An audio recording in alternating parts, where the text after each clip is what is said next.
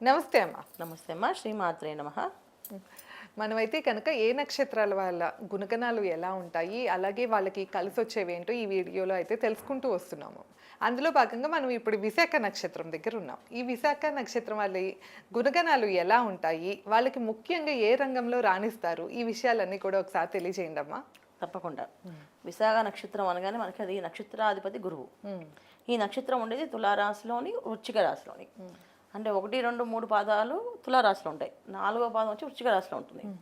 అందువల్ల ఇందులో 2 క్వాలిటీస్ కలిగిన వాళ్ళు ఉంటారు. అంటే ఏంటంటే ఒకటి కొంతమంది అగ్రెసివ్గా, కొంతమంది సాఫ్ట్గా ఉంటారు. అంటే స్త్రీలు కొంచెం అగ్రెసివ్గా ఉంటారు, పురుషులు సాఫ్ట్గా ఉంటారు. ప్రతి విషయాన్ని క్షుణ్ణంగా తెలుసుకోవడము, దాని మీద అవగాహన తెచ్చుకోవడము, ఇంట్లో పెద్దవాళ్ళు చెప్పిన ప్రతి ఒక్క ఆచారాన్ని పాటించడము, వాళ్ళు ఏం చెప్పారో దాని ప్రకారంగా బతికితేనే మన జీవితం బాగుంటుంది అనుకోవడంలోని అదే దాంట్లో ఉండిపోవడము, ఇవందరూ పురుషులు. తల్లిదండ్రులు ఏం చెప్పినా దానికి ఆపోజిట్ చేయడమే స్త్రీలు. వీళ్ళు చెప్పినట్టు చేస్తే మనం వీళ్ళలాగా ఉండిపోతాం, ఎదగాలి అంటే కాస్త ఏదో చదవాలి, ఇంకొంచెం మేము ముందుకు వెళ్ళాలి అనే ఉద్దేశంతో మాట్లాడుతుంటారు పిల్లలు. ఆపోజిట్, పూర్తిగా ఆపోజిట్. అంటే స్త్రీలు పురుషులు ఇద్దరు కూడా డిఫరెంట్ కేటగిరీస్ లో ఈ విశాఖ నక్షత్రంలో కనిపిస్తారు మనకి. సో అది విశాఖ నక్షత్రంలో అబ్బాయిని తీసుకుంటే బంధు ప్రేమ, బంధువులు కావాలి, మనుషులు కావాలి, అందరూ మనతో ఉండాలి. సరే వాళ్ళు ఎలా ఉంటే వాళ్ళ గుణం వాళ్ళకే ఉంటుంది, మనం మాత్రం కలుపుకుందాం అనే లక్షణం వీళ్ళకు ఉంటుంది. ఇక్కడ అమ్మాయిలకు వచ్చినప్పటికి బంధువులు కావాలి, వీళ్ళకి అనుకూలంగా ఉన్న వాళ్ళే కావాలి. సో ఎలా ఉంటే కలుపుకుందాం అని అసలు అనుకోరు, ఎందుకంటే వీళ్ళు కరాఖండిగా ప్రతి విషయాన్ని కొంచెం ప్రాక్టికల్గా ఉంటారు. Okay, very practical. అంటే అంటే ఏదో ఒక మోహంలో కానీ, ఏదో ఒక నిజంగా నమ్మేస్తే అది జరిగిపోతుందని కానీ ఇలాంటి ఆశలు వాళ్ళు పెట్టుకోరు. ప్రాక్టికల్గా చదువుతారు, ప్రాక్టికల్గా చేసుకుంటారు, ప్రతి విషయాన్ని ప్రాక్టికల్గా ఆలోచిస్తారు. సో దాన్ని మనం ఇప్పుడు ఈ కాలంలో మాట్లాడుకుంటే ప్రాక్టికల్ మనుషులు అనుకోవచ్చు విశాఖ నక్షత్రం అమ్మాయిలు. దానివల్ల ఏంటంటే ఎప్పుడైనా ఆడపిల్ల ఏ విషయమైనా తగ్గి మాట్లాడాలని మనకి ఎప్పటి నుంచో పురాణాల నుంచి మనకు చెప్తున్నారు కనుక ఇప్పటికీ దాన్నే నమ్ముతారు. కొంతమంది అబ్బాయిలు కూడా దాన్నే విశ్వసిస్తారు. అమ్మాయి సాఫ్ట్గా మాట్లాడితేనే మంచి అమ్మాయి, హార్డ్గా మాట్లాడితే చెడ్డ అమ్మాయి. అంటే విడిగా ఎలా ఉన్నా కూడా ఎంకరేజ్ చేస్తారు, కానీ పెళ్లి విషయానికి వచ్చే మటుకు మాత్రం సాఫ్ట్ గా ఉన్న అమ్మాయిని ప్రిఫర్ చేస్తారు. అవును, దేనికంటే రీజన్ వాళ్ళకు ఉండే మనసులో ఉండే భావాలు. సో ఇక్కడ వీళ్ళు కరాఖండిగా ప్రతి విషయాన్ని క్షుణ్ణంగా చెప్పేసి చేస్తుంటారు. సో అందుకే కొంతమందికి వివాహాలు కాని వాళ్ళు కూడా విశాఖ నక్షత్రం అమ్మాయిలు. సో ఎందుకంటే వాళ్ళకి కావాల్సిన క్వాలిటీస్ పర్టికులర్స్ రాకపోతే వివాహం చేసుకోరు. తల్లిదండ్రులకి పెద్ద టాస్క్, ఎందుకు మా అమ్మాయి పెళ్లి చేసుకోదో తెలియదు, మా అమ్మాయి అందంగా ఉంటుంది. పైకి విశాఖ నక్షత్రం వాళ్ళు అమ్మాయి అయినా అబ్బాయి అయినా వాయిస్ చాలా బాగుంటుంది, చాలా అందంగా ఉంటారు, ఆకర్షణ శక్తి ఎక్కువ ఉంటుంది. ఇది గురువు ఒక నక్షత్రం, అది నక్షత్రం వచ్చేసి తులారాశిలో ఉంటుంది. అంటే శుక్రుడు ఒక ఆకర్షణ. ఈ 2 ఆకర్షణలు వీళ్ళకి కలిగి ఉంటాయి కనుక వాక్ చాతుర్యం బాగుంటుంది, అలాగే మనిషి పర్సనాలిటీ బాగుంటుంది. ఈ 2 బాగున్నప్పటికీ వీళ్ళు వివాహాలు అవ్వవు. ఎందుకు అవ్వట్లేదంటే రీజన్ ఇది. కొంతమంది అబ్బాయిల్ని చూసి అమ్మాయిలు ఇష్టపడరు, ఎందుకంటే ఈ అబ్బాయి మరీ పర్టికులర్గా వాళ్ళ అమ్మ నాన్న గురించి మాట్లాడుతున్నాడు, రేపు రోజున ఫ్యూచర్లో పెళ్లి చేసుకున్నా కూడా వాళ్ళ అమ్మ నాన్న గురించి చేస్తారేమో, అందుకని చేసుకోవాలా వద్దా అని ఆలోచించి పెళ్లి చేసుకోకపోయినా క్యాన్సిల్ చేసే అమ్మాయిలు కూడా ఉన్నారు. సో విశాఖ నక్షత్రం వాళ్ళకి వివాహం కాని రీజన్ కూడా ఇది ఒక రీజనే.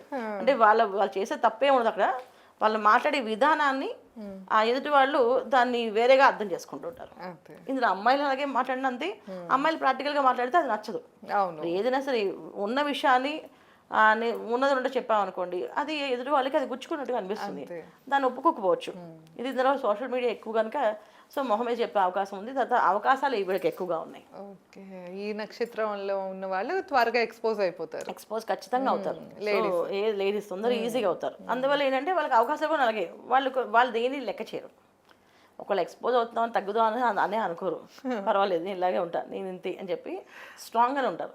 ఆ స్ట్రాంగ్గా ఉండేదాన్ని వీళ్ళు మొండితనం కింద, తర్వాత పెంకితనం కింద, వీళ్ళు చాలా కోపం ఎక్కువ, కోపిస్తుంది, బాగా సతాయిస్తుంది అని చెప్పి చాలామంది అనుకుంటారు. ఇప్పుడు ఒక అమ్మాయిని పెళ్లి చేసుకున్నాం అనుకోండి, అత్తగారింటికి వచ్చిన తర్వాత అత్తగారి దగ్గర తను పుట్టింటే ఎలా ఉండాలో అత్తగారింటికి అలాగే ఉండాలనుకుంటుంది, కానీ అక్కడ మారాలి అంటే ఎందుకు మారాలి అని అడుగుతుంది.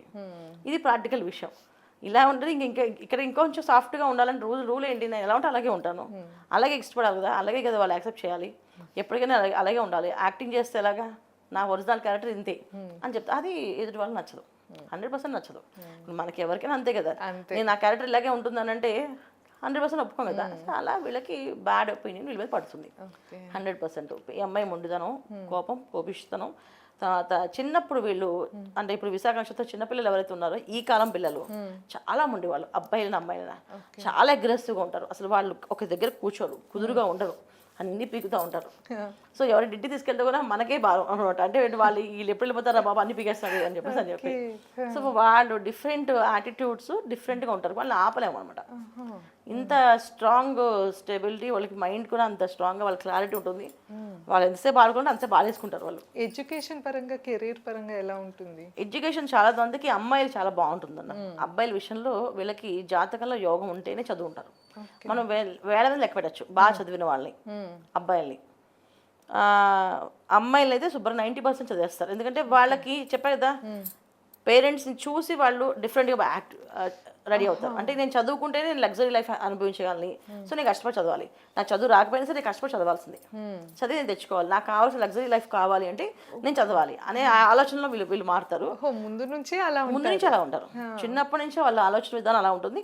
కొంతమందికి చిన్నప్పుడు జాతకాల్లో యోగాలు లేనప్పుడు అలా మెచ్యూరిటీ లెవెల్స్ ఉంటాయి, డిఫరెంట్గా ఉండి సడన్గా ఇంటర్మీడియట్లో డిగ్రీలో వచ్చినప్పుడు వాళ్ళు మారిపోతారు. సో ఎందుకు మారిపోయారు? ఫ్రెండ్స్ చూసి మారిపోతే ఫ్రెండ్స్ చూసి మారిపోవడం కాదు, ఇక్కడ వాళ్ళ ఆలోచన విధానం ఏంటంటే జాతకంలో యోగం బట్టి వాళ్ళ దశ బట్టి మారిపోతుంది అనమాట. వీళ్ళకి సక్సెస్ రేట్ ఎంత ఉంటుంది అంటారు? ఎలా ఉంటుంది? అమ్మాయిలకి అయితే సూపర్ ఉంటుంది, అబ్బాయిలకి అయితే కష్టమే. అబ్బాయిలు చాలా కష్టం ఉంటుంది, సక్సెస్ రేట్ అనేది చాలా తక్కువ ఉంటుంది. ఎందుకంటే వీళ్ళకి చాలా డిఫరెంట్ యోగము, అదృష్టము, జాతకంలో లగ్న బలము ఇవన్నీ ఉండాలి. ఉంటేనే పూర్వపుణ్యం ఉంటేనే ఉంటుంది. లేకపోతే పేరెంట్స్ హెల్ప్గా ఉండిపోవడం, పేరెంట్స్ చేసిన వృత్తిని వీళ్ళు వృత్తిగా తీసుకోవడము, లేదా వాళ్ళకి సాయంగా ఉండడము, ఇలాంటి పనుల్లో ఎక్కువ మంది ఉండిపోతారు. కొంత ఉద్యోగం చేసినా సరే ప్రమోషన్స్ లేకుండా అదే కంపెనీలో 40 ఏళ్ళ నుంచి ఉద్యోగం చేసే వాళ్ళు కూడా వీళ్ళే. ఎదుగుదల అదే ఉద్యోగం అంటే వేరేదో చేస్తే మళ్ళీ అది అలాంటి వస్తుందో రాదో. సో నాకు అలాంటి కంఫర్టబుల్ ఇస్తారు ఇవ్వరో వాళ్ళు, నాకున్న కంఫర్టబుల్గా ఉన్నదేదో ఉన్నది చాలు ఇచ్చేదా అని చెప్పేసి అనుకునే లక్షణం ఉంటుంది అనమాట. కానీ మీరు చెప్పిన దాన్ని బట్టి అమ్మాయిలకి అబ్బాయిలకి కంప్లీట్ డిఫరెంట్ చాలా, వాళ్ళేమో చాలా కంప్లీట్ ఇండిపెండెంట్, వీళ్ళేమో కంప్లీట్ డిపెండెంట్ ఫ్యామిలీ టైప్ ఉంటారు. దీంట్లో చాలా డిఫరెంట్ విశాఖ నక్షత్రంలో మనకు కనిపిస్తుంది. వీళ్ళు ఏ దైవారాధన చేసుకోవాలంటారు? 100% దైవారాధన అనేది అబ్బాయిలు అయితే తల్లిదండ్రులు ఏ దైవం చెప్తే వాళ్ళు పూజిస్తారు. చాలా మంది చాలా భక్తులు పొద్దున్నే చాలా మంది వాళ్ళ అమ్మగారు, మా అమ్మగారు నాకు రోజు ఇలా పూజ చేసి వెళ్ళమని చెప్పారండి. ఇవాళకి పూజ చేసి వెళ్ళే వాళ్ళు ఉన్నారు, 50 ఏళ్ళు వచ్చినా సరే అమ్మ చెప్పింది ఆ ప్రకారం చేసుకుని వెళ్ళే వాళ్ళు ఉన్నారు ఇవాళకి. అయితే అమ్మాయిల విషయంలో వచ్చినప్పటికీ వీళ్ళు అసలు దైవారాధన చాలా తక్కువ, గుళ్ళు వెళ్ళవే తక్కువ. ఇంకా పూజలు అంటారా, వాళ్ళు నచ్చినప్పుడు వాళ్ళకి ఏదో ఆఫీస్లో ప్రమోషన్స్ కావాలన్నప్పుడు గుడికి వెళ్ళి దేవుడికి దండం పెట్టేసి కొబ్బరి కొట్టేసి, సో అక్కడైనా గుళ్ళో ఏదైనా పూజ చేపిస్తే స్పెషల్గా జరుగుతుందంటే సరే ఆ పూజకి డబ్బులు కట్టేసి పూజ చేసి వచ్చేయడం అంతే. సో మరీ అంత భక్తిగా అయితే దేవుళ్ళని పూజించే వాళ్ళు అమ్మాయిలు నేను ఇప్పుడు వచ్చి చూడలేదు. ఒకవేళ ఎవరైనా ఉంటే కామెంట్ పెట్టాలి మనకి, మేము చేస్తున్నానండి పూజ అనేసి. హెల్త్ పరంగా ఎలా ఉంటుందమ్మా? ఆరోగ్యం చాలా బాగుంటుంది, 100% ఆరోగ్యం బాగుంటుంది.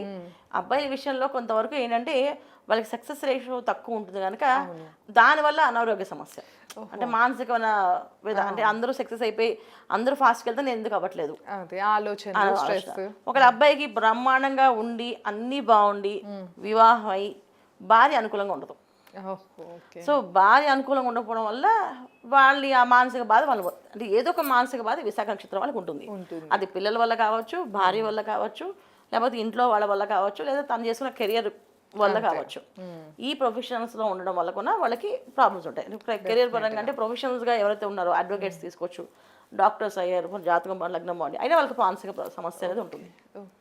దీన్ని మనం రెక్టిఫై చేయడానికి వాళ్ళ జాతకాన్ని చూడాలి. వాళ్ళ జాతకంలో చూసి దేనివల్ల వాళ్ళకి ఆ సమస్య వచ్చింది అనేది పరిష్కరించాలి తప్ప ఏదో జస్ట్ మనం చెప్పేసి తప్ప పరిష్కారం ఏం తీరదు. అదే పుట్టుకతో వచ్చిన సమస్యలు లేదా అవన్నీ, సో ఎలా తీర్చాలనేది పర్టికులర్గా దానికి ఒక చేసి తెలుస్తుంది అంతే అంటారు.